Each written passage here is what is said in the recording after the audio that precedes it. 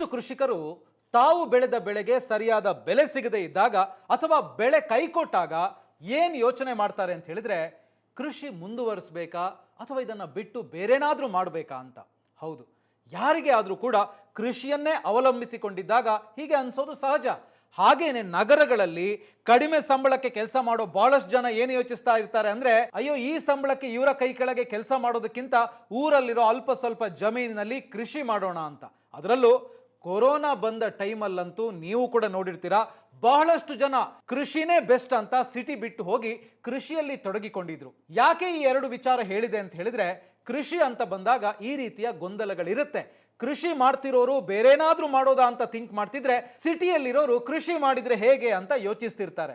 ಆದ್ರೆ ಒಂದಂತೂ ನಿಜ, ಸರಿಯಾದ ರೀತಿಯಲ್ಲಿ ಕೃಷಿ ಹಾಗೂ ಕೃಷಿಯ ಉಪಕಸುಬುಗಳನ್ನ ಮಾಡಿಕೊಂಡು ರೈತರು ರೈತೋದ್ಯಮಿಗಳಾದ್ರೆ ಖಂಡಿತವಾಗ್ಲೂ ಕೃಷಿಯಲ್ಲಿ ನೆಮ್ಮದಿ ಹಾಗೂ ಬೇಕಾದಷ್ಟು ಆದಾಯ ಕೂಡ ಗಳಿಸಬಹುದು. ಅದು ಹೇಗೆ ಅನ್ನೋದನ್ನ ಈ ವಿಡಿಯೋದಲ್ಲಿ ಹೇಳ್ತೀನಿ. ನಮಸ್ಕಾರ, ಬಾಸ್ವಾಲಾ ಫಾರ್ಮಿಂಗ್ ಚಾನೆಲ್ಗೆ ಸ್ವಾಗತ. ನಾನು ಶೇಷಕೃಷ್ಣ ಭಟ್.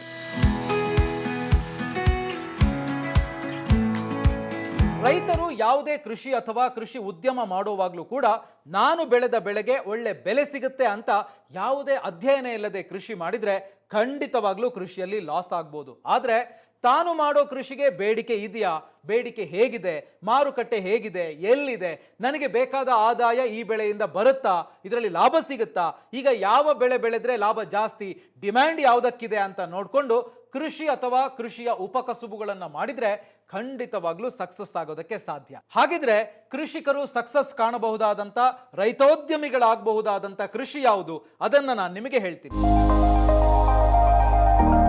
ಮೊದಲನೇದು ಕುರಿ ಮೇಕೆ ಅಥವಾ ಡೇರಿ ಫಾರ್ಮಿಂಗ್. ಬೇಡಿಕೆ ಕಡಿಮೆ ಆಗದೇ ಇರೋ ಕೃಷಿ ಉದ್ಯಮ ಇದು. ಟೊಮ್ಯಾಟೊ ರೇಟ್ ₹1 ಆಗಿದ್ದು ರಸ್ತೆಗೆ ಚೆಲ್ಲಿರೋದು ನೀವು ಕೇಳಿರ್ತೀರಿ. ಈರುಳ್ಳಿ ಬೆಲೆ ಪಾತಾಳಕ್ಕೆ ಬಿದ್ದದ್ದು ಕೂಡ ನಿಮಗೆ ಗೊತ್ತಿರಬಹುದು. ಆದ್ರೆ ಮೇಕೆ ಅಥವಾ ಕುರಿ ಮಾಂಸಕ್ಕೆ ರೇಟ್ ಕಡಿಮೆ ಆಗಿದ್ದು ಅಥವಾ ಹಾಲಿನ ರೇಟ್ ಕಡಿಮೆ ಆಗಿದ್ದು ಯಾವತ್ತಾದ್ರೂ ಕೇಳಿದೀರಾ? ಇಲ್ಲ ಅಲ್ವಾ? ಅಂದ್ರೆ ಆಲ್ಮೋಸ್ಟ್ ಇದಕ್ಕೆ ಡಿಮ್ಯಾಂಡ್ ಇದ್ದೇ ಇರುತ್ತೆ. ಈ ಡೈರಿ ಪ್ರಾಡಕ್ಟ್ಗಳ ಬೆಲೆ ಏರಿಕೆ ಆಗ್ತಾನೆ ಇದೆ. ಹಾಗೇನೆ ಪ್ರೋಟೀನ್ ಮಾರ್ಕೆಟ್ ಹೆಚ್ಚು % ಗ್ರೋತ್ ಆಗುತ್ತೆ ಅಂತ ಸರ್ವೆ ಹೇಳ್ತಾ ಇದೆ. ಹಾಗಾಗಿ ನೀವು ಕುರಿ ಮೇಕೆ ಹಸು ಸಾಕಣೆ ಮಾಡೋದು ಲಾಭ ತಂದುಕೊಡುತ್ತೆ. ನೀವು ಮಿಕ್ಸೆಡ್ ಫಾರ್ಮಿಂಗ್ ಅಂದ್ರೆ ನೀವು ಮಾಡ್ತಾ ಇರುವಂತ ಕೃಷಿಯ ಜೊತೆಗೆ ಇದನ್ನ ಉಪಕಸುಬನ್ನಾಗಿಯೂ ಕೂಡ ಮಾಡಬಹುದು, ಅಥವಾ ಇದನ್ನೇ ಕಂಪ್ಲೀಟ್ ಆಗಿ ಬೇಕಾದ್ರೂ ಮಾಡೋದಿಕ್ಕೆ ಅವಕಾಶ ಇದೆ. ಇನ್ನು ಎರಡನೇದು ಕೋಳಿ ಸಾಕಣೆ. ಕೋಳಿ ಸಾಕಣೆ ಈಗ ಹೆಚ್ಚಿನ ಲಾಭ ಕೊಡೋ ಕೃಷಿಯ ಉಪಕಸುಬಾಗಿದೆ. ಇದರಿಂದ ಒಳ್ಳೆ ಲಾಭ ಗಳಿಸೋದಕ್ಕೆ ಸಾಧ್ಯ ಇದೆ. ನೋಡಿ, ನಾಟಿ ಕೋಳಿಗೆ ಡಿಮ್ಯಾಂಡ್ ಇದೆ. ನಾಟಿ ಕೋಳಿ ಸಾಕಣೆ ಮಾಡ್ಬೋದು, ಜಾಸ್ತಿ ನಿರ್ವಹಣೆ ಕೂಡ ಬೇಕಿಲ್ಲ.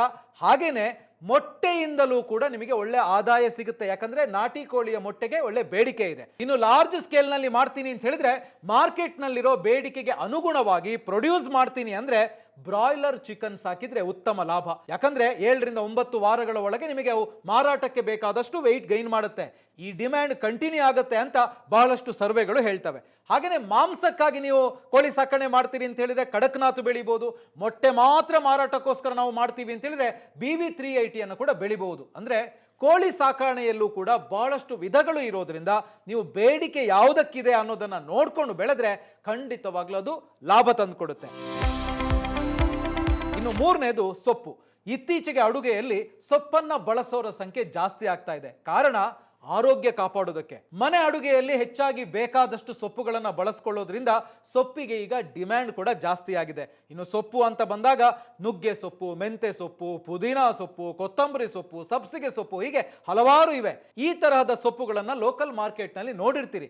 ಮಾರ್ಕೆಟ್ ನ ಟ್ರೆಂಡ್ ಗಮನಿಸಿಕೊಂಡು ಸೊಪ್ಪು ಬೆಳೆದ್ರೆ ಲಾಭ ಸಿಗುತ್ತೆ. ಹಾಗೇನೆ ಸೊಪ್ಪಿನಿಂದ ಮೌಲ್ಯವರ್ಧನೆ ಸಾಧ್ಯ. ಸೊಪ್ಪು ಬೆಳೆಯೋದು ಮಾತ್ರ ಅಲ್ಲ, ಮೌಲ್ಯವರ್ಧನೆ ಮಾಡಿದ್ರೆ ಅದರಿಂದ ಉತ್ತಮ ಆದಾಯ ಸಿಗುತ್ತೆ. ಅದಕ್ಕೊಂದು ಉದಾಹರಣೆ ಅಂತ ಹೇಳಿದ್ರೆ, ಕೊಪ್ಪಳದ ಬಸಯ್ಯ ಹಿರೇಮಠ್ ಇವರು ಸುಮಾರು 30-40 ಎಕರೆ ಜಮೀನನ್ನ ಲೀಸ್ಗೆ ಪಡ್ಕೊಂಡು ನುಗ್ಗೆ ಸೊಪ್ಪನ್ನ ಬೆಳಿತಾರೆ. ನುಗ್ಗೆ ಸೊಪ್ಪನ್ನ ಬೆಳೆಯೋದು ಮಾತ್ರ ಅಲ್ಲ, ಅದನ್ನ ಪುಡಿ ಮಾಡಿ ವಿದೇಶಕ್ಕೆ ರಫ್ತು ಮಾಡ್ತಾರೆ. ನುಗ್ಗೆ ಸೊಪ್ಪಿಗೆ ತುಂಬಾ ಆರೋಗ್ಯ ವೃದ್ಧಿಸೋ ಗುಣ ಇರೋದ್ರಿಂದ ಇದರ ಬಗ್ಗೆ ವಿದೇಶದಲ್ಲೂ ಕೂಡ ಸ್ಟಡಿ ಆಗಿದ್ದು ದೊಡ್ಡ ಮಟ್ಟದ ಮಾರ್ಕೆಟ್ ಸೃಷ್ಟಿಯಾಗಿದೆ. ಹಾಗಾಗಿ ನುಗ್ಗೆ ಸೊಪ್ಪಿನ ಪೌಡರಿಗೆ ಸಿಕ್ಕಾಪಟ್ಟೆ ಬೇಡಿಕೆ ಇದೆ. ಯಾರು ಬೇಕಾದ್ರೂ ಆರ್ಗ್ಯಾನಿಕ್ ಆಗಿ ನುಗ್ಗೆ ಸೊಪ್ಪು ಬೆಳೆದು ಪೌಡರ್ ಮಾಡಿ ಮಾರಾಟ ಮಾಡಬಹುದು, ಎಕ್ಸ್ಪೋರ್ಟ್ ಮಾಡೋದಕ್ಕೂ ಕೂಡ ಅವಕಾಶ ಇದೆ. ಹಾಗೇನೆ ಲೆಮನ್ ಗ್ರಾಸ್ನಿಂದ ಆಯಿಲ್ ಕೂಡ ಉತ್ಪಾದಿಸೋದಕ್ಕೆ ಸಾಧ್ಯ ಇದೆ. ಹೀಗೆ ಸೊಪ್ಪಿನಿಂದ ಯಾವ್ಯಾವ ರೀತಿಯ ಮೌಲ್ಯವರ್ಧನೆ ಮಾಡೋದಕ್ಕೆ ಸಾಧ್ಯ ಇದೆ ಅಂತೇಳಿ ನೋಡ್ಕೊಂಡು ನೀವು ಮಾಡಿದ್ರೆ ಖಂಡಿತವಾಗ್ಲೂ ಸೊಪ್ಪಿನಿಂದನೂ ಒಳ್ಳೆ ಆದಾಯ ಸಾಧ್ಯ. ಇನ್ನು 4ನೇದು ಹೂವಿನ ಕೃಷಿ. ಹೂ ಅಂದ್ರೆ ಬೇರೆಲ್ಲ ವಸ್ತುಗಳಂತೆ ಅಲ್ಲ, ದಿನಬಳಕೆಯ ವಸ್ತು. ದೇವರ ಪೂಜೆಗೆ ಹೂ ಬೇಕು, ಮದುವೆ ಇನ್ನಿತರ ಶುಭ ಕಾರ್ಯಕ್ರಮಗಳಿಗೂ ಹೂ ಬೇಕು. ಅಷ್ಟೇ ಯಾಕೆ, ಮನುಷ್ಯ ಸತ್ತಾಗ್ಲೂ ಕೂಡ ಹೂವನ್ನು ಬಳಸ್ತಾರೆ. ಇನ್ನು ಹಬ್ಬಗಳು ಬಂತು ಅಂದಾಗ ಗಣೇಶ ಹಬ್ಬ, ವರಮಹಾಲಕ್ಷ್ಮಿ ವೃತ, ನವರಾತ್ರಿ, ದೀಪಾವಳಿ ಅಂತ ವರ್ಷಕ್ಕೆ ಹಲವಾರು ಹಬ್ಬಗಳು ಬಂದೇ ಬರ್ತವೆ. ಆಗ ಹೂವಿಗೆ ಬೇಡಿಕೆ ಸಿಕ್ಕಾಪಟ್ಟೆ ಇರುತ್ತೆ. ಯಾರೋ ಗೆಸ್ಟ್ ಬಂದಾಗ, ಆಫೀಸ್ ಇನಾಗ್ರೇಷನ್ ಅಂದಾಗ, ಇನ್ಯಾವುದೋ ಫಂಕ್ಷನ್ ಅಂತ ಹೇಳಿದಾಗ ಹೂ ಬೇಕೇ ಬೇಕು. ಬೊಕೆಗಳನ್ನು ತಯಾರಿಸ್ತಾರೆ. ಹೂವಿನಿಂದ ಅಗರಬತ್ತಿ, ಪರ್ಫ್ಯೂಮ್ ಕೂಡ ತಯಾರಿಸೋದಕ್ಕಾಗತ್ತೆ. ಆನ್ಲೈನ್ ಫ್ಲವರ್ ಬಿಸ್ನೆಸ್ನಲ್ಲೂ ಕೂಡ ಲಾಭ ಸಾಧ್ಯ. ಮೆರಾಬುಲ್ rose, Dutch rose, button rose, ಸುಗಂಧರಾಜ, ಮಲ್ಲಿಗೆ, ಹೀಗೆ ಬೇರೆ ಬೇರೆ ರೀತಿಯ ಹೂಗಳನ್ನು ಬೆಳೆಯೋದಕ್ಕೆ ಸಾಧ್ಯ ಇದೆ. ಹೂಗಳನ್ನು ಬೆಳೆಯೋದಷ್ಟೇ ಅಲ್ಲದೆ ನೀವು ಅದನ್ನು ಮೌಲ್ಯವರ್ಧನೆ ಮಾಡೋದಕ್ಕೂ ಕೂಡ ಅವಕಾಶ ಇದೆ.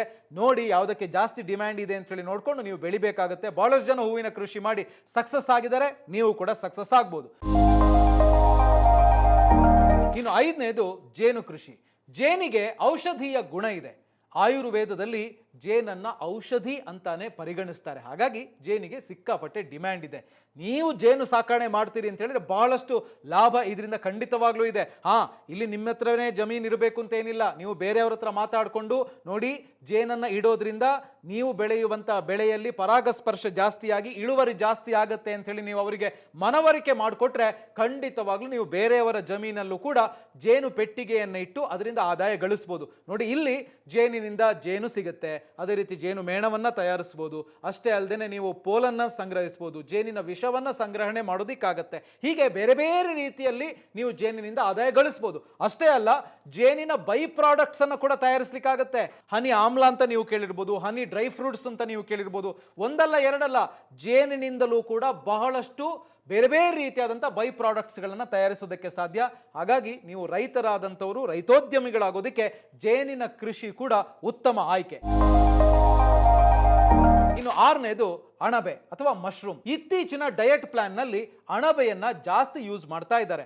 ಮಶ್ರೂಮ್ ಖಾದ್ಯಗಳು ಕೂಡ ಇತ್ತೀಚೆಗೆ ಜಾಸ್ತಿ ಆಗ್ತಿವೆ. ಯಾರು ನಾನ್ ವೆಜ್ ತಿನ್ನಲ್ವೋ ಅಂಥವರು ಅಣಬೆ ಕಡೆ ವಾಲ್ತಿದ್ದಾರೆ. ಹಾಗಾಗಿ ಮಶ್ರೂಮ್ಗೆ ಬೇಡಿಕೆ ಜಾಸ್ತಿ ಆಗಿದೆ.